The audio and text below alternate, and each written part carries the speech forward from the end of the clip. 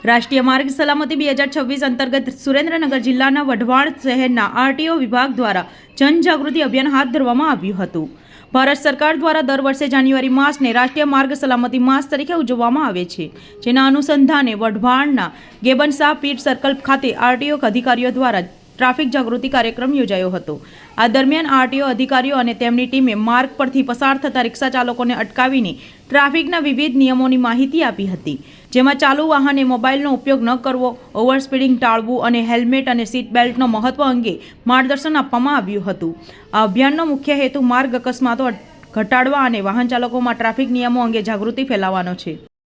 આજરોજ રાષ્ટ્રીય માર્ગ સલામતી માસ 2026 અંતર્ગત સુરેન્દ્રનગર આરટીઓ દ્વારા ગેબનશાહ પીર સર્કલ સુરેન્દ્રનગર ખાતે રિક્ષા ચાલકનું જે સ્ટેન્ડ છે ત્યાં રિક્ષા ચાલકોને માર્ગ સલામતી વિશે સમજ આપવામાં આવી તથા સાથે સાથે સલામત ડ્રાઇવિંગ છે, ટ્રાફિકના નિયમો છે, અકસ્માત થવાના જે સંભવિત કારણો છે તેના વિશે સમજ આપવામાં આવી અને ટ્રાફિકના નિયમો છે, માર્ગ સલામતી રાહદારીની સાથે સાથે ચાલકોની જળવાય એ બાબતે સમજ આપવામાં આવી।